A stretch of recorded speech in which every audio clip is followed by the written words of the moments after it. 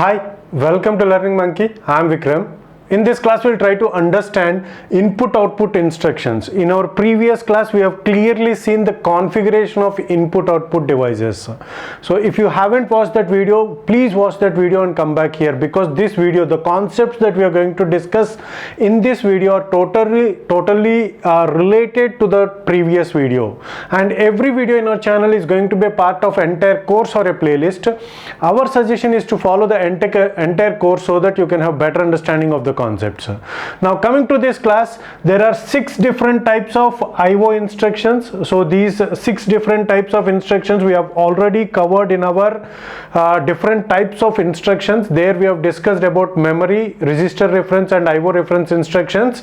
So the IO reference instructions are of 6 different types. So whenever the instruction is transferred onto the instruction register, so whenever the instruction is transferred onto the instruction register, so this is instruction register. Whenever the instruction on the memory is transferred onto the instruction register, so if the opcode is 111 and the address mode bit is 1, then the computer is going to understand that this is an IO instruction.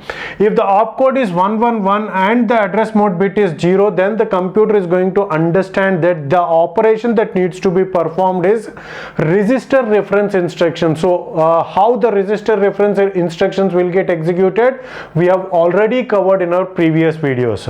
So the circuitry, in the sense the logic behind this is whenever the D7 is true, whenever D7 is true, whenever the address mode bit is true, and whenever the T4 is true, so whenever the T3 is true, so whenever D7 is true, I is true and T3 is true, then we are going to execute an IO instruction. So the control system is designed in such a way, is hardwired in such a way so that the IO instructions will get executed. So apart from this, one more bit needs to be true, that is B11 to B0. So these are the bits which are going to decide which operation has to be performed. So for example, if you take this, so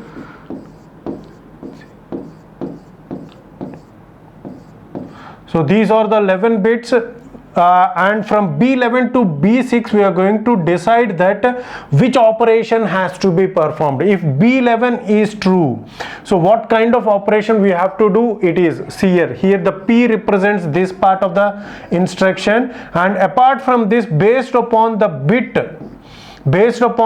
value which happens to be true, based upon that the operation will get performed, which means whenever all these values are true, the hard wires are connected in such a way so that IO instruction will get executed. So the discussion, so this is how the IO instructions will get executed. Whenever B11 is true, so what kind of operation is performed? The operation that is performed is INP. So what it stands?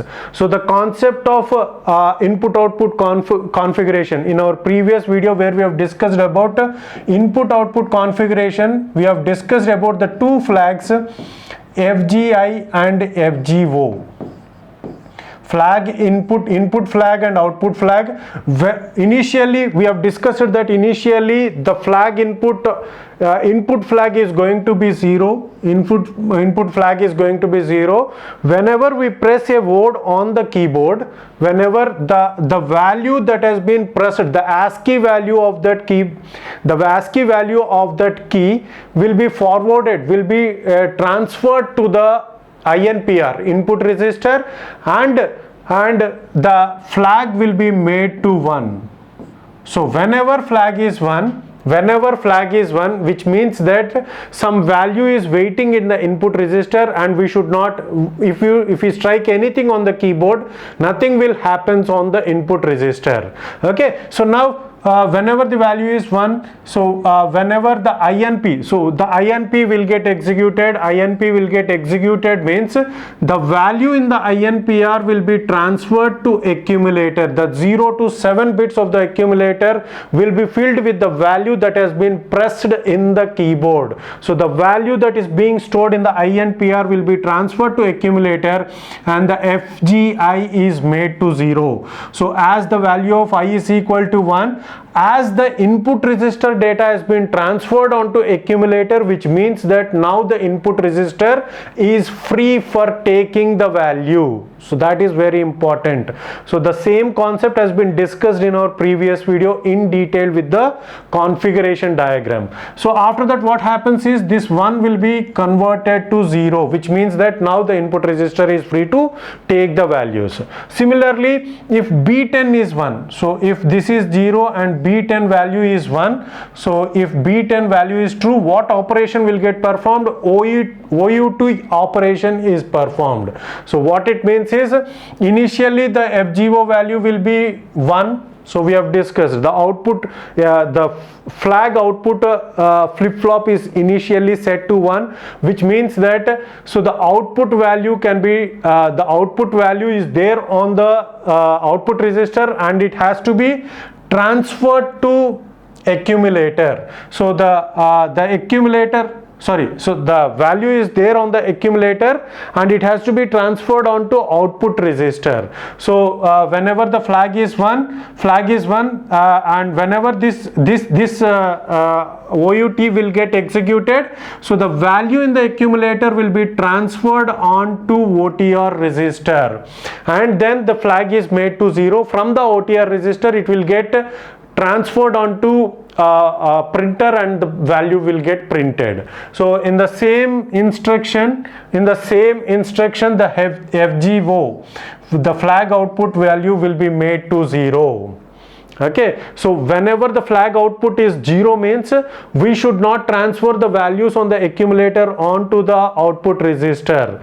Okay, so the output register is transferring the data onto the printer, and the printer is getting executed. After the execution of the things, again this value will become 1. So this is how the input output registers will work.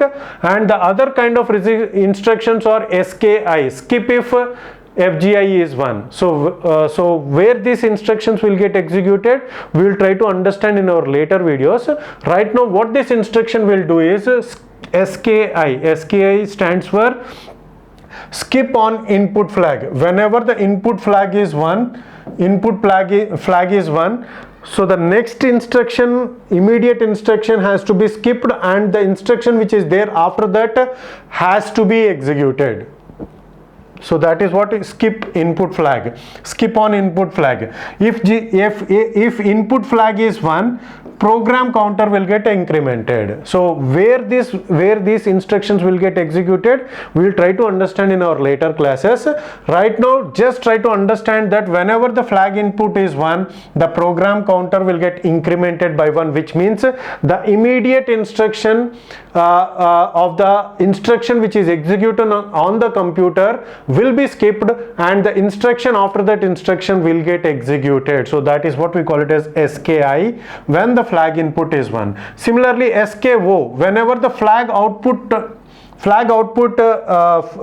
flip-flop is 1, so then the incremented, so the program counter will get incremented. So one of the instruction, the immediate instruction will get skipped off, and the instruction which is later after that instruction will get executed. Similarly, there are other kinds of instructions which are ION and IOF, which means enable input on and enable input off.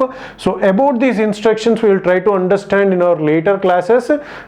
Just try to remember that there are some instructions called ION and IOF which makes the enable flip-flop on and enable flip-flop off.